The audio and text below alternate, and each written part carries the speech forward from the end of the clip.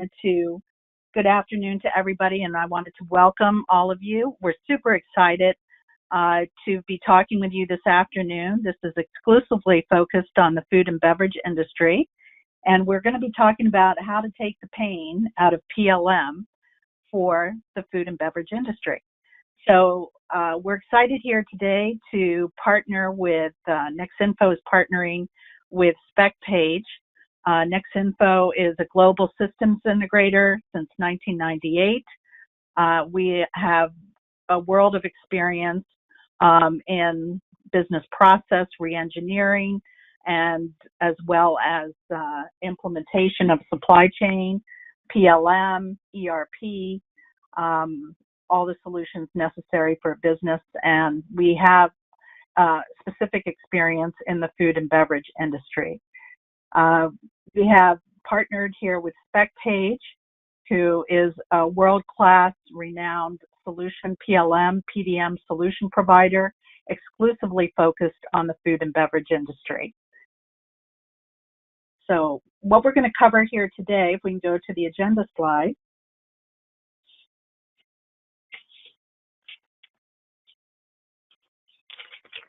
We're going to cover here a number of things. As we talk about taking the pain out of PLM for food and beverage, we're going to really we've created an educational session here for you guys. And we're super excited to share our experience in the food and beverage industry, specifically with PLM. So everything from what is PLM, what is PDM, to doing a deep dive into the challenges and trends in the food and beverage industry today, and also looking at specific ways in which we have learned to take the pain out of PLM. So at the end of this session, you will be well educated on everything you needed to know about PLM.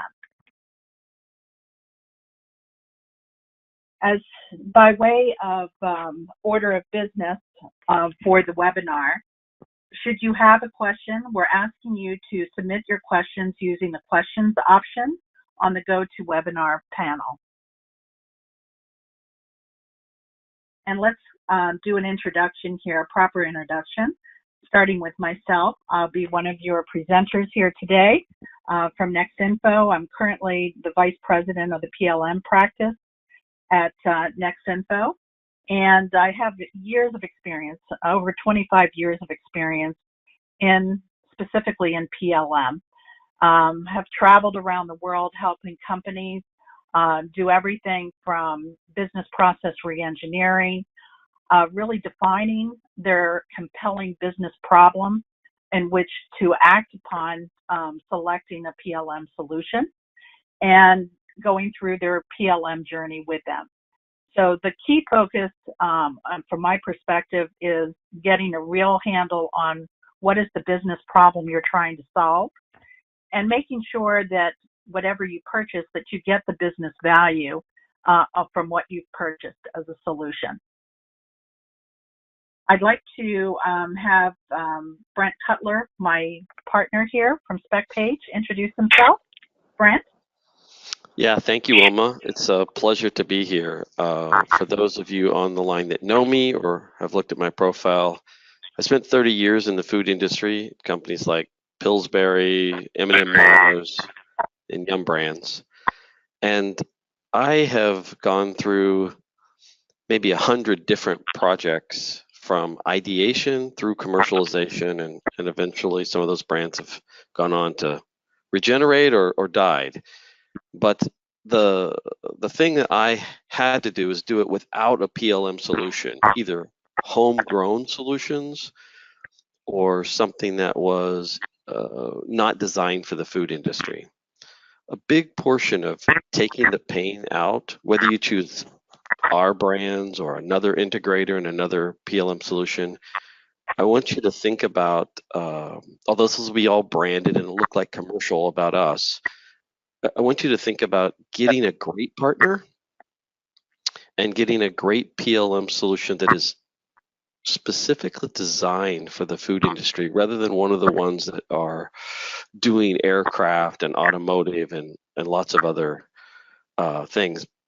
We in the food industry have very particular needs, and you need a PLM solution like SpecTDM or others that are focused on those kind of nutritional fact panels and allergens and all the things we need. So without further ado, we'll go on. But remember, we want to educate you and get you out of paper, out of spreadsheets, and also steer you away from some of the big guys who really cost you a lot in the end by making custom work happen. After you get them purchased, then they have to build their solution to you, or you have to modify your processes to them. We are not. We want you to avoid doing that. So without further ado, Brent Cutler, and I'm happy to be here. I'll be here through the call to answer any questions at the end, and we're going to let others take it away. Okay, Jim, would you please introduce yourself as well? Sure. Thanks, Wilma, for the introduction. Thank you, Brent. My name is Jim Travers. I am a business development manager at SpecPage currently. A little bit about my background. I've been in software my entire life. Professionally, the last 10 years, I've worked with SaaS software solutions, and I've worked in healthcare, food and beverage, finance, military. I've seen a lot of software evolve over the years, and one of the things that I am excited about is empowering the F&B industry to take advantage of some of those changes. And PLM is a big part of that. So, thank you. Thank you, Jim. So let's kick it off by making sure everybody understands what we mean by PLM, which stands for Product Lifecycle Management. Just like when you look at a company, you have ERP for manufacturing and supply chain. PLM is really for the research and development, the product development side of the house, okay? So this is how you can track your changes, how you can define your products, and actually from womb to tomb. When I say womb to tomb, from inception through to obsolescence, you can track your product using the PLM solution, right? Now, it is automating your business process. Like many companies today, believe it or not, many food and beverage companies today are still on paper and are doing PLM, whether they like it or not. They're doing PLM using people to walk around and share the information, try to break through the silos within the company organization on how to get the product defined and developed and recipes created and entered and gone through quality, all of the processes and regulatory compliance. They're doing it manually today, but it is a form of product lifecycle management, and it's called manual product lifecycle management with the usage of people. So what we're here to tell you is that there are solutions that automate these processes, that when your people leave your company, they leave with all that knowledge they have inbuilt in on the products and the services you provide. So you want to make sure you capture that knowledge in a system, right, where you can train people, new people that join the company, and you will be able to expand, scale, and grow your company with a PLM solution. Then if we go into what is PDM, which is Product Data Management, this is where you use the software to manage the product data and the process-related information in a single centralized system. And that's really key. This is the single source of truth for all your product data related information is in your PDM, all right? So this product data could be anything from recipe information, spec information on the product, your supplier information, all of those details. All right, I think we have a poll at this point.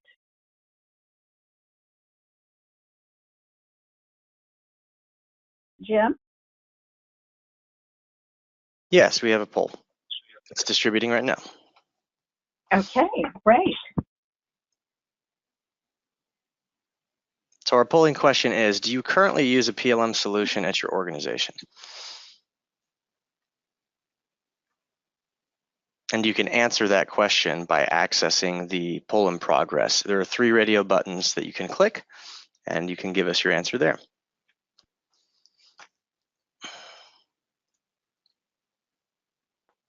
I guess we'll give a couple of seconds here for people to weigh in.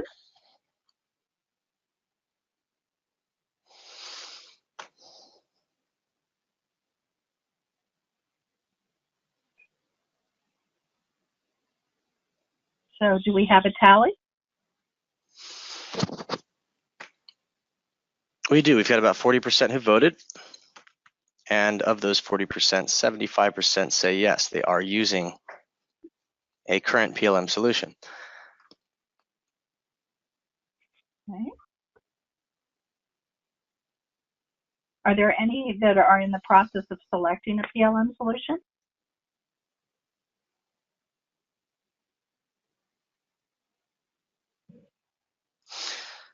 Well, there's another question that we have, a follow-up question, which is if you are using a current PLM solution, which PLM solution are you using?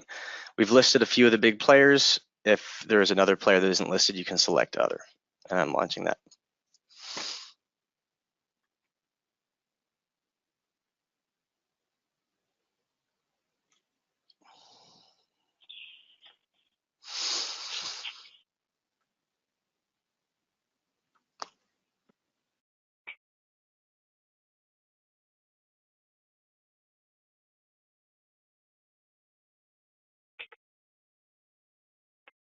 And do we have a tally?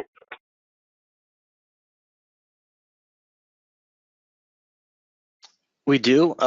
We've got one listed for other. One listed for other. Okay.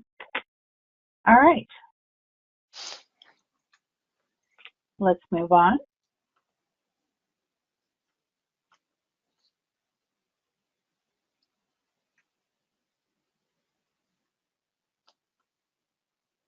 All right.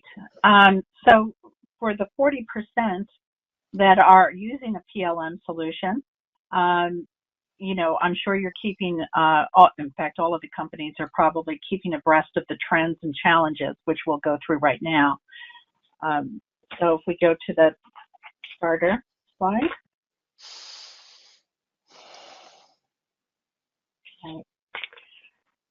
So I, you know, did some research and going back to 2018 and then moving into 2019 and looking forward into even 2020, what the trends that are impacting food and beverage. So one of the trends I think that is important to note is that since 2018, health and wellness really was at the forefront for consumers, and it continues to drive innovation in 2019, and we expect to even further see it driving innovation in 2020. All right, so you know, people are looking for all kinds of ways in which to have products provided that are fortified and functional foods that promote good health and wellness, right? So everything for your brains, your benefiting your personal appearance, you know, they're looking for probiotics to promote gut-friendly, you know, experience, right, for consumers in new products and reformulations. So that's something that you will continue to see. The other one is people are looking for traceability to origin. And what I mean here is if they go and they look at a panel, right, in a store, off of store shelf, if it's not obvious to them the origins of the ingredients and where they're coming from, you know, many of those products will be left behind on the shelf because people are looking for that clarity on traceability to origin. The other thing that we're seeing is a lot of meat-free products plant-based foods like faux meat type products, organic, continuing to expand the market, right? So this is something that will continue in 2020 as well. With the legalization of CBD, there's a lot of brand mergers, especially around innovation, incorporating CBD in food and beverages. So, and I think that will be prevailing a lot in 2020 as we look at, the legalization expanding throughout the United States and the world, essentially. And then the final is the international regulatory compliance. If anything, that's getting more and more stricter as we go into, 2019. Regulations are constantly changing, and it's constantly a big challenge for food and beverage companies to stay abreast of the current regulation. All right, let's move to the challenges. Given those trends, we're seeing two primary business drivers: innovation and growth for food and beverage companies. And we look at, in order for companies to remain competitive, they need to meet regulatory requirements for quality management and traceability, right?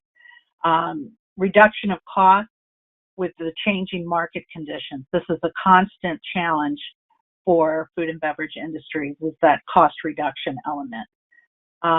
Consumer food and beverage preferences. This is keeping abreast of the changing consumer food and beverage preferences, much of what I just alluded to before. Shifting towards more collaborative business models, introducing regulation compliance risks. This is another main area of challenge for food and beverage.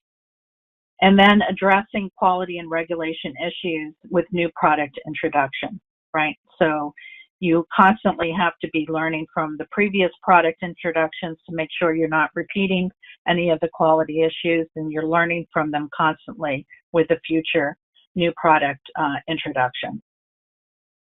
All right. So with those challenges, we have seen, for many of you that have already gone through a PLM implementation, I'm sure you experienced pains in implementing that PLM. What we're trying to address here today is educate you on what are some of those pains that you could avoid if you migrate to a new PLM, a more modern PLM, or if you're starting out a PLM journey for the first time. So one of the big things in doing a PLM implementation is looking at, you're already taking business processes and automating them, right, with your PLM solution. So one of the things is integrating with other systems, right? And we really profess that you take one step at a time. First, focus on doing your PLM, implementing your PLM, aligning your business process with the tool, and then integrate it with your various solutions, whether they're a document management system, quality system, a regulatory management system, forecasting and planning, or ERP, right? But these environments, from an IT perspective and from a business group perspective, can become very complex, right? When you are making sure all the systems connect together real time, right? So this is a step-by-step journey that, from a lessons learned, that we would definitely advise. Right. So that's one of the big pains. There are other additional PLM implementation pains. I think you heard, the prohibitive software costs of the early, large, behemoth, PLM providers. These could be very cost prohibitive for a smaller to mid-sized food and beverage company, right? And I'm here to tell you that, with the systems that are out today, there's a number of solutions that provide in the cloud subscription-based software in that you don't have to maintain systems, you don't have to, pay these costly solutions for entry into the PLM market. Also, one of the big pains is the lengthy implementation times for some of these larger PLM solutions. They can take anywhere from 4 to 9 months, whereas some of the solutions that we're going to talk about today can take is like 60 to 90 days to implement, right? So with that is higher cost of implementation. When you're taking 4 to 9 months, you're not only tying up your people to support the implementation, but you're paying a big cost for the consultants to come in and implement the solution for you. So you really want to look for easier implementations, shorter period of time in which to take.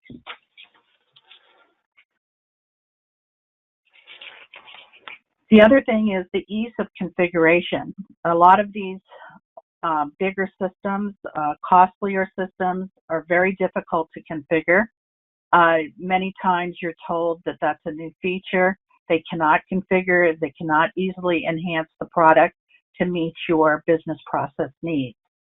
So again, there are solutions that you'll hear today that are easy to configure, and even furthermore, your enhancements that you make to the solution, how are they built into the product, the overall product solution? Are they going to continue to support your enhancements as part of the product line? So those are the kind of things to look for. Ease of use, the days of having lengthy training sessions to learn your PLM, they should be pretty intuitive as to how to use the system. I mean, you look at children today, using a cell phone, right? They pick up the cell phone and they know what to do. The same as with the PLM system. You should be able to turn it on and intuitively, follow the life cycle and be able to execute your business process if it's well aligned with the solution. Time to value. This is a very important point, where if you're spending hundreds of thousands of dollars or millions of dollars in implementation and software costs, right? Your time to value, you should be seeing that ROI in a reasonable time, right? So you are benefiting or taking advantage and realizing all the benefits that were promised you for that PLM solution. So those are the pains that we see that people have gone through. I'm sure you probably could add to this list for those of you that have gone through a PLM implementation. But when you think about it, okay, you go through these pains, but what drove you to need PLM, right? It's, everything from being able to manage your life cycle phases and ownership of the product, right? And then you had promises of improving your R&D, supply development, and your manufacturing processes. Everything from accelerating your innovation, right? Managing your product portfolios, supply development, approval, and control. So being able to approve documents online and not having to walk around documents for signature. Product-related cost reductions, right? So you're constantly looking to reduce the cost of ingredients, reduce the cost of suppliers, involve suppliers earlier in the process, manage your recipe changes, being able to manage and avoid product recalls, right? So those are all the things that we look for to be able to attain when we buy a PLM solution. But at the end of the day, PLM today has become a primary enterprise system. And for those of you that don't have a PLM, I sincerely suggest that you consider the benefits for a PLM for your company.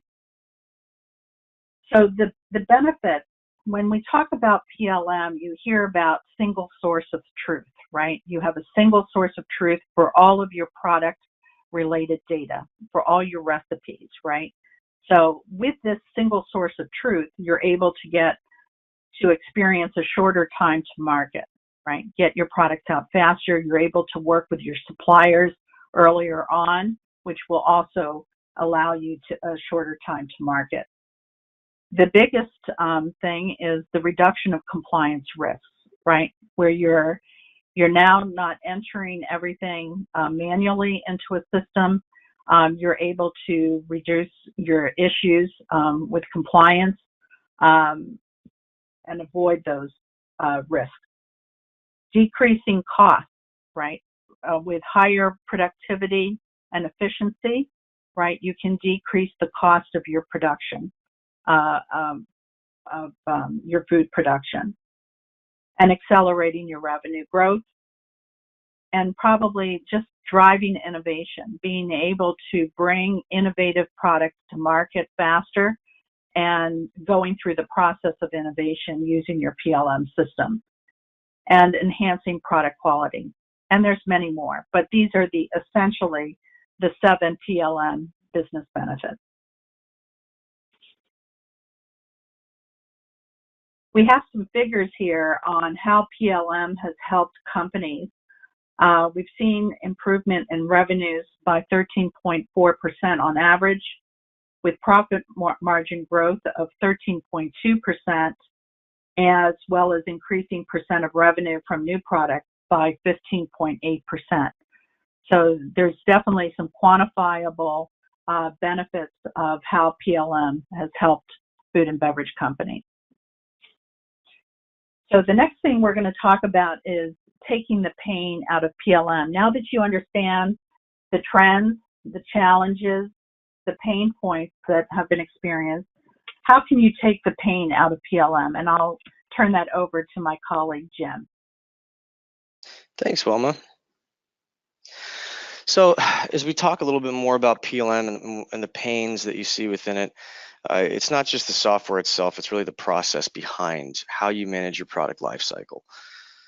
There are some industry challenges that you see that are specific to the F&B industry, and SpecPage does a number of things to address that. I'm not going to read directly from the slide, but essentially we are unique to the food and beverage industry. So we take the time to understand some of those regulatory changes.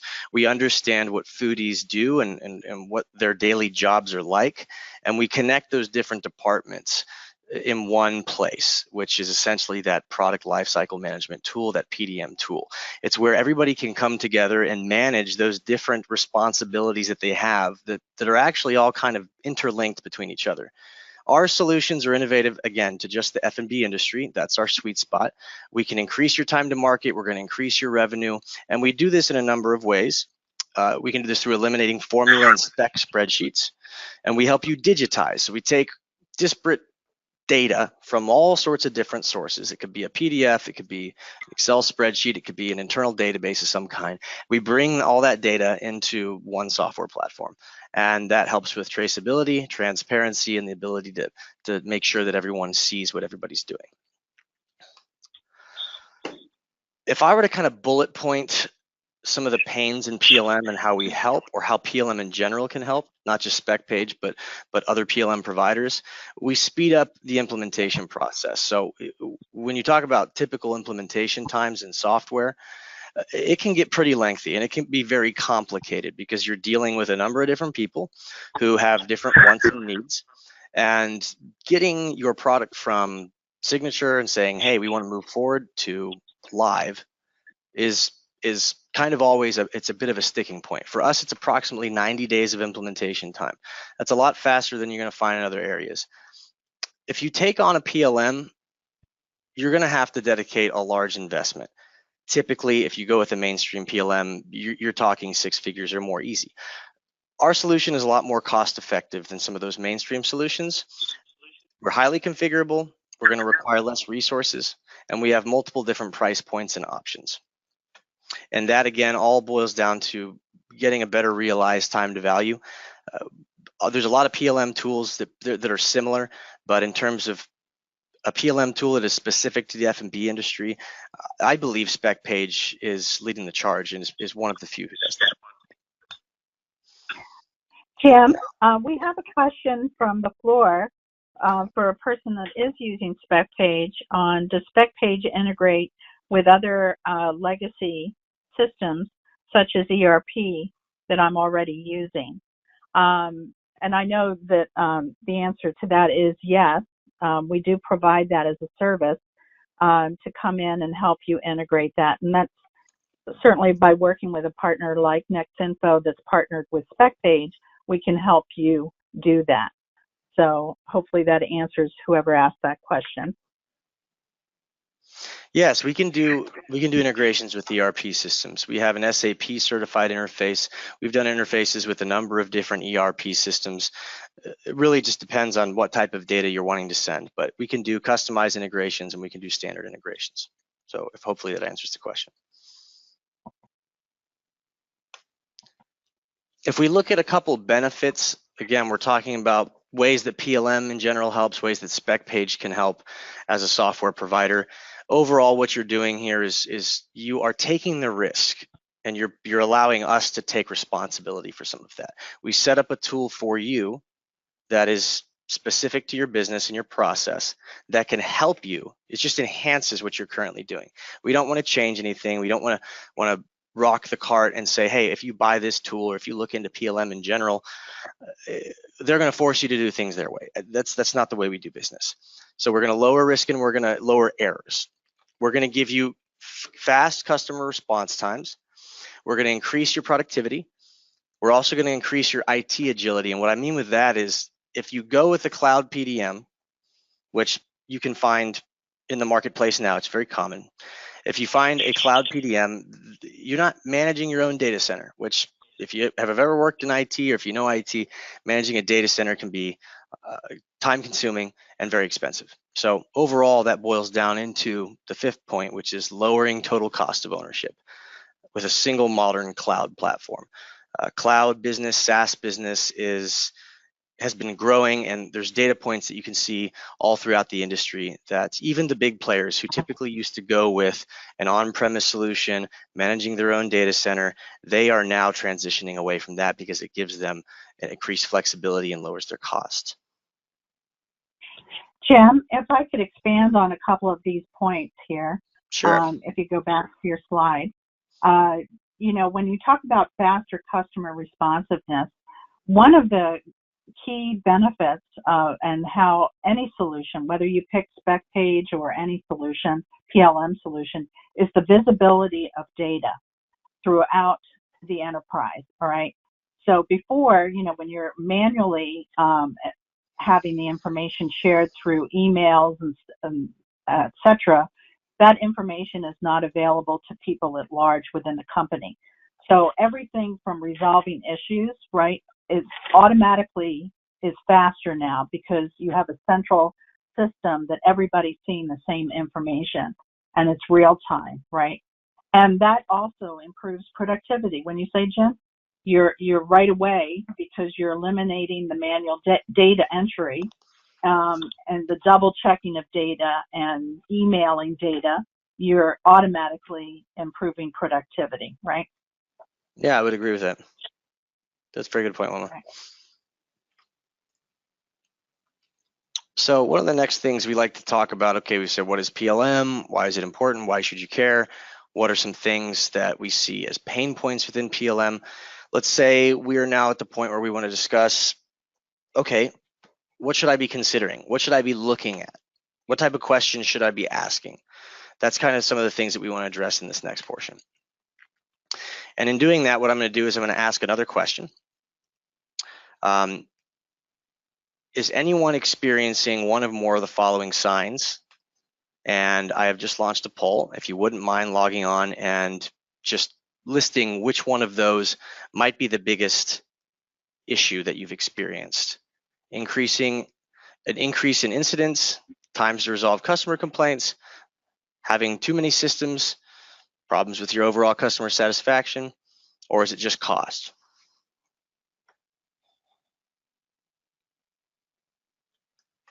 And this also could apply to people that already have a PLM solution. So maybe their PLM solution is not serving them as expected. You know, you could also be answering this question.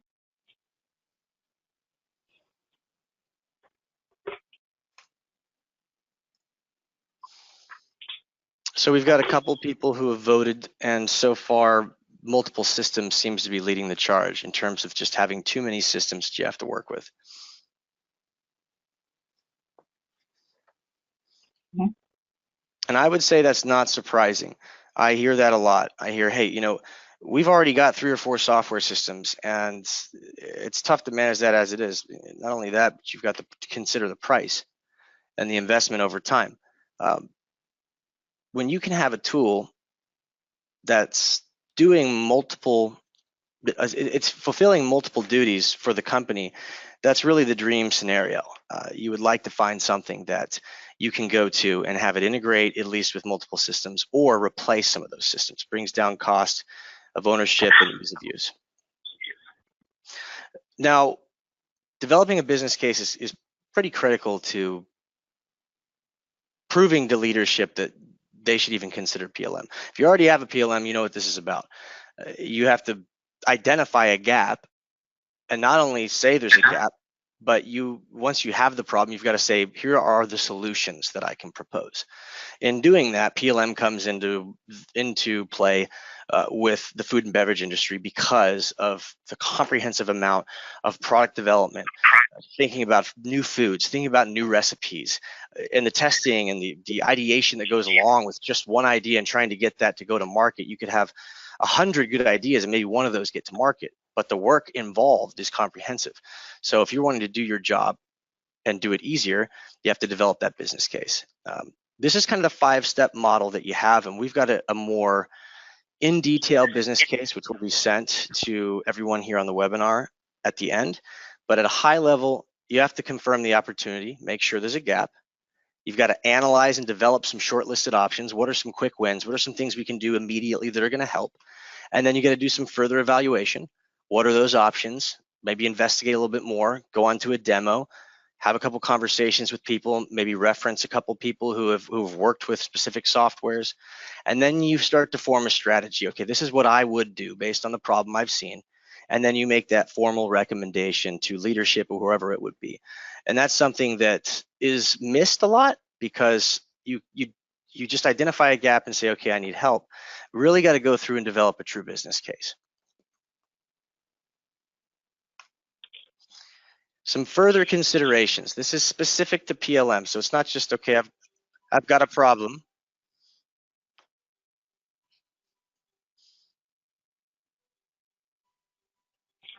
Is anyone else hearing a ringing? No. Okay, I've got a ringing in my headset right now. That was strange. I apologize for that. It's a strange noise coming through my headset. PLM considerations. This is specific again to looking at a software solution. There's a lot of solutions out there.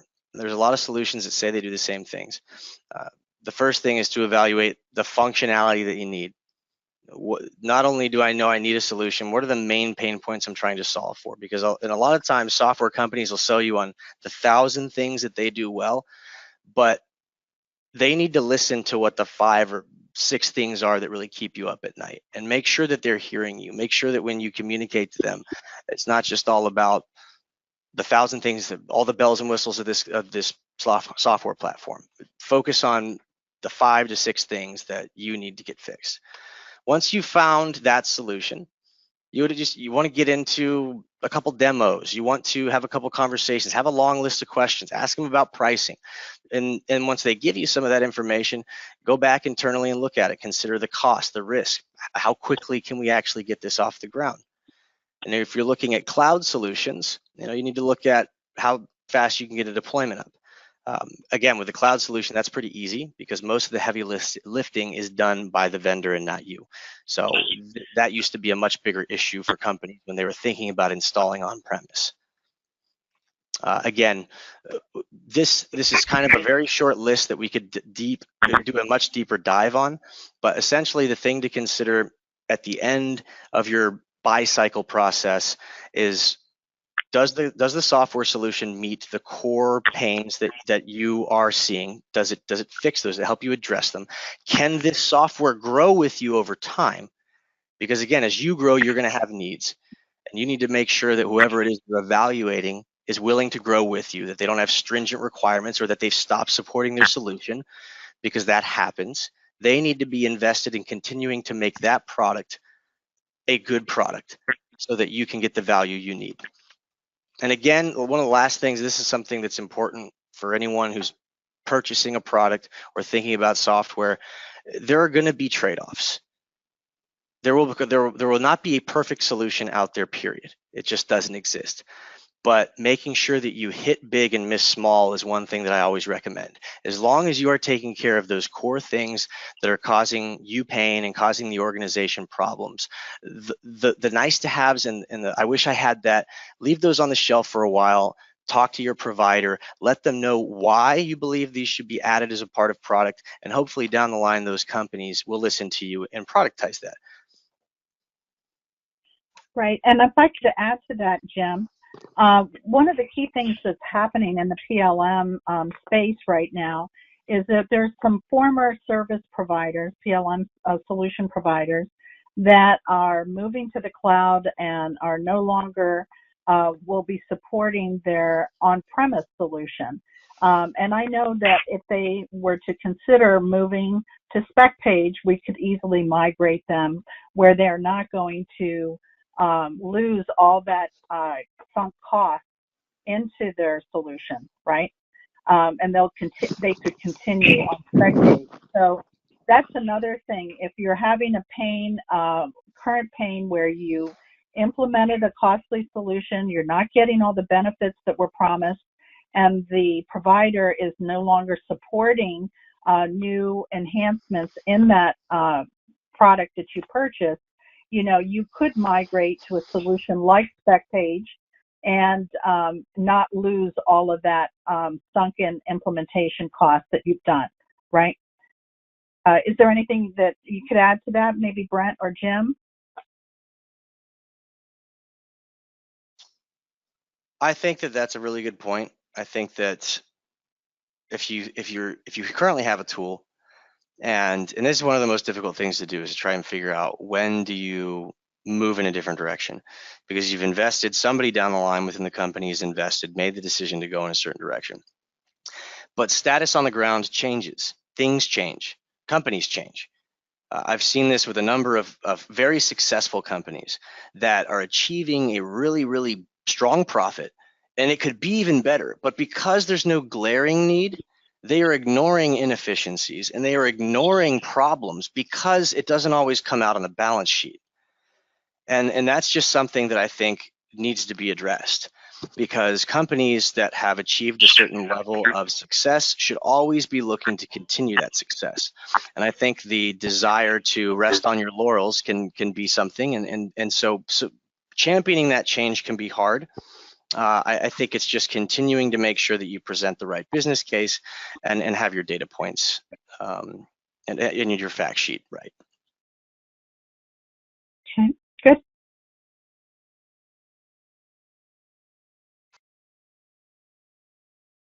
So we'll go ahead and open this up now for a Q&A. Very good. So at this point, if the audience has any questions, anything at all, we're going to open that up for a discussion. So if there's anything that you've seen during this webinar that you had questions about, or you would like more information specifically about, or if there's something we didn't address that you think should have been addressed, we would love to hear from you. Right.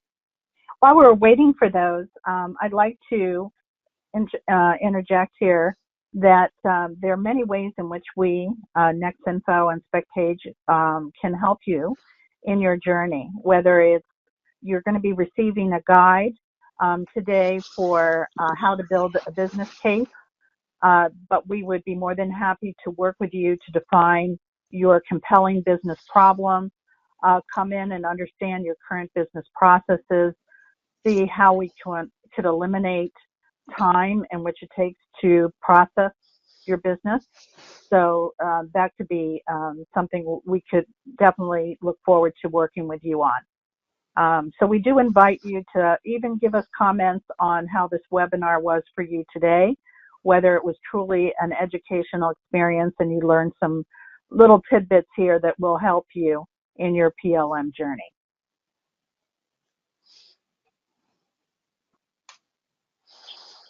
So do we have any questions?